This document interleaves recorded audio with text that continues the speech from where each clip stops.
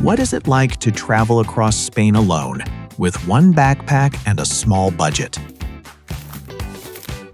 Hi, I'm traveling through Spain on my own, without a luxury tour or a fixed schedule. I want to move slowly, eat where local people eat, and see how daily life changes from one region to another. I left Madrid while the streets were still awake. By morning, rain was falling on the pilgrim roads of Galicia. Then Castile opened beneath a huge sky. Barcelona turned stone into curves.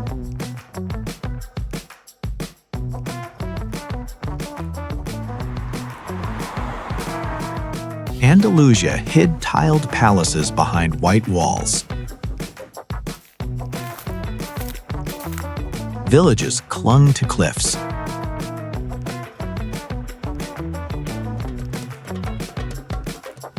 Mediterranean islands glowed blue.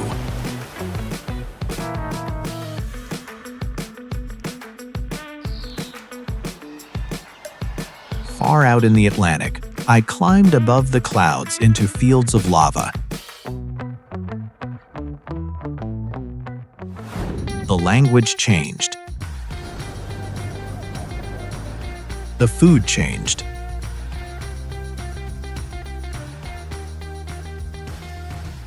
Even the hours people kept began to change.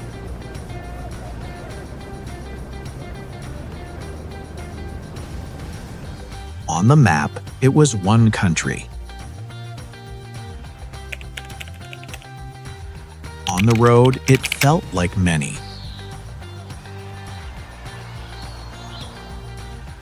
So I kept moving, one region at a time, to see how many Spains I could find.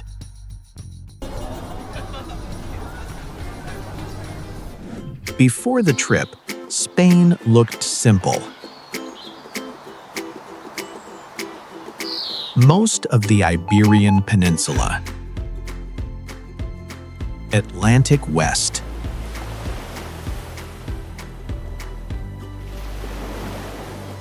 Mediterranean East. Then I started moving, and the map stopped explaining what I saw.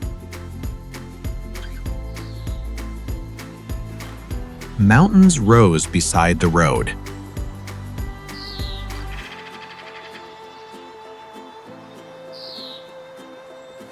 Plateaus flattened the horizon.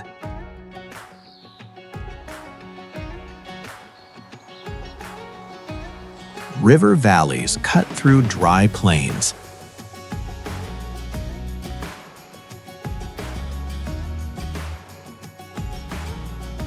In the north, rain darkened the pavement, and green hills rolled toward the sea. Turn east or south, and the light sharpened. The water warmed, and evenings grew longer. Then the mainland ended. Spain did not.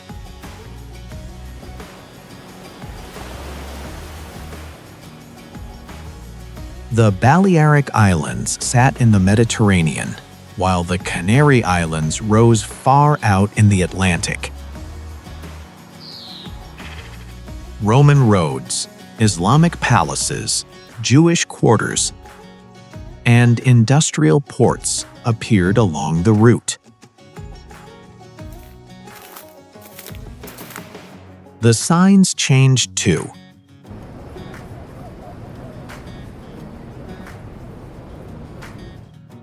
Spanish was everywhere, but Catalan, Basque, and Galician gave each region a different voice. I could fall asleep in one Spain and wake in another without crossing a border. It changed faster than I could define it.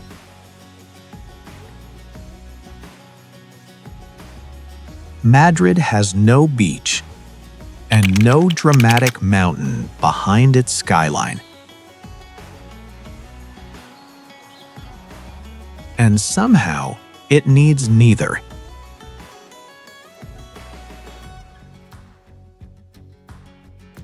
I arrived early as shutters rose and coffee cups struck counters around Puerta del Sol. Plaza Mayor opened like a stage. Beyond it, the royal palace met open sky, while the Prado held centuries of European art. But here is the thing about Madrid. The monuments are not where the city explains itself best. That happened later. In Retiro Park, runners passed beneath trees while families gathered near the lake. In La Latina, lunch filled small tables and refused to end. Malasana mixed old apartments with late-night bars. Lavapiés brought food and languages from beyond Spain. By evening, my feet were tired, but Madrid was only beginning.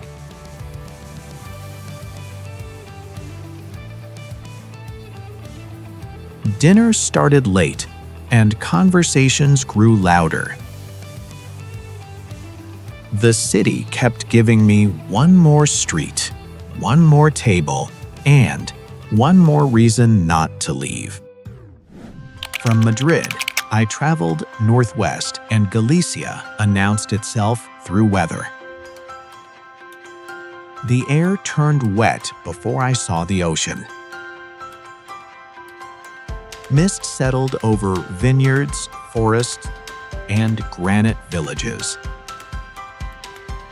Then the coast broke into inlets, headlands, harbors, and Atlantic beaches. But the sea does not only shape the view. It shapes the table. In a market, I found mussels, octopus, clams, scallops, and fish from nearby ports. In the Rías Baixas, vines produced white wines near the ocean. Inland, raised granaries called horreos stood beside farmhouses. Then the road narrowed toward Santiago de Compostela.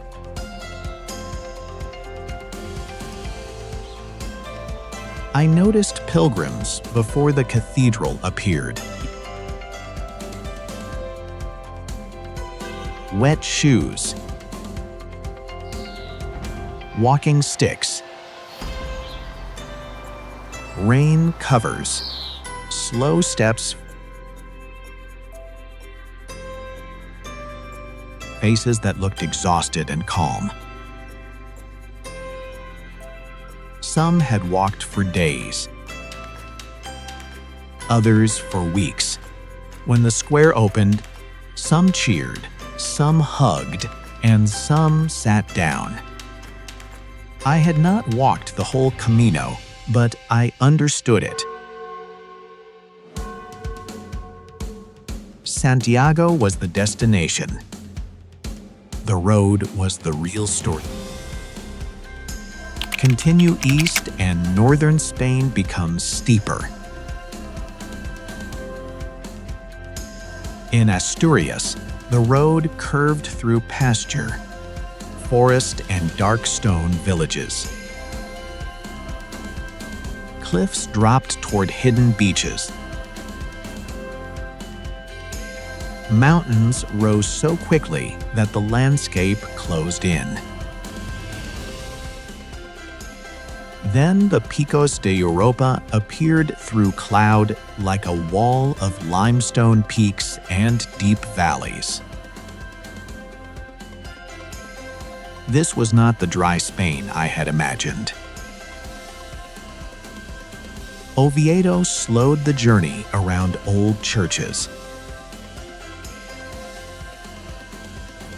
Gijón faced the sea more directly, carrying the character of a port shaped by fishing and industry. In Cantabria, I passed Santillana del Mar and Altamira, then reached Santander's broad bay. Beaches and a working harbor shared the same curve of water. Clouds arrived, cleared, and returned. Cider replaced the drinks I associated with the South.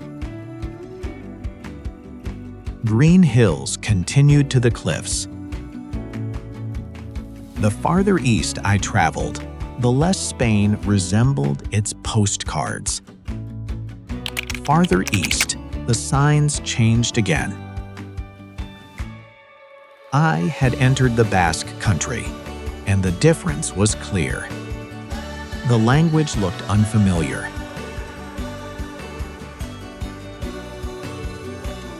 The food followed another rhythm. In Bilbao, I walked along the riverfront until the Guggenheim appeared beside reminders of factories and shipyards. The city had rebuilt itself without erasing the past. Then I reached San Sebastian. La Concha Bay opened toward the sea, but my strongest memory waited a few streets back. Pinzos covered crowded counters. People ordered, talked, moved to the next bar, and began again. I followed the same rhythm. It felt less like dinner and more like a conversation moving through the city. Beyond the streets, green hills descended toward fishing harbors and a rocky coast. Identity was not stored in a museum. I heard it, saw it on signs, and tasted it at the counter. I crossed no national border. Still, Spain had changed again. Leaving the northern coast, the sky felt larger. Castile opened in fields, vineyards, ruined walls, and villages around church towers. Spring turned the land green. Summer burned it gold. Winter faded it beneath fog. Then Segovia broke the horizon. A Roman aqueduct crossed the modern city in massive granite blocks. I stood beneath it and looked up. In photographs, it seemed elegant. From the street, it felt almost impossible. I followed the old center uphill toward the cathedral and Alcazar. Salamanca changed the color of the journey. In late afternoon, sandstone held the sun around Plaza Mayor. Burgos pulled my eyes toward carved cathedral towers. In Leon, stained glass turned the Gothic interior into shifting color. People met beneath buildings that had survived kingdoms. History was not separated from daily life. It stood beside cafes and apartments, still shaping the streets. Farther south, the road entered Castile-La Mancha. Windmills appeared above vineyards, olive groves, wheat fields, and Don Quixote's landscape. From a distance, they looked romantic. Up close, they belonged to wind, heat, and work. Then Toledo rose above the Tagus River, enclosed by water on 3 sides. I entered through streets that kept climbing and narrowing between stone walls.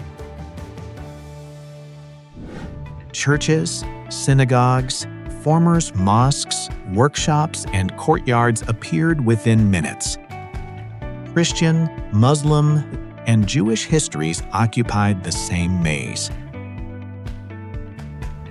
Every turn revealed another layer.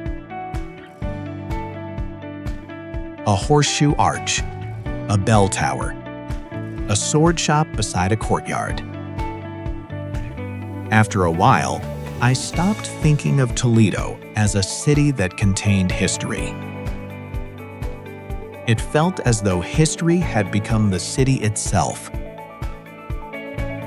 Getting lost felt like the right way to understand the place. When I reached Barcelona, the Mediterranean changed the pace of the trip. Roman remains lay beneath medieval streets, while the example formed a precise grid. Then modernist buildings broke every straight line. The unfinished Sagrada Familia rose above the city. From a distance, its towers looked unreal. Move closer and the stone begins to feel alive. Casa Batlló and La Pedrera turned iron, glass, and stone into waves. I entered the Gothic quarter and the city closed around me.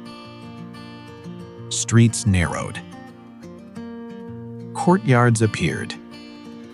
Churches, markets, and Roman fragments waited behind the next turn. La Rambla carried crowds toward the port, but one side street could make the noise disappear. Barcelona felt monumental and domestic at once. Famous facades stood above balconies, laundry, and neighborhood bars. History, art, and ordinary life shared the same walk. Beyond Barcelona, the route opened toward the Costa Brava, Montserrat, and the Pyrenean valleys. Then I traveled south to Valencia.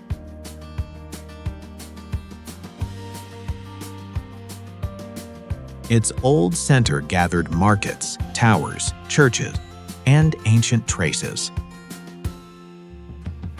I followed the Turia Garden along a former riverbed until the City of Arts and Sciences appeared. Old stone behind me, futuristic curves in front. Somehow both belong to the same walk. Nearby wetlands and rice fields explained why paella belonged here. It was not simply a famous dish. It came from this landscape, its water, and local kitchens. Along the wider coast, beaches, ports, orchards, and hill towns kept the Mediterranean close to daily life.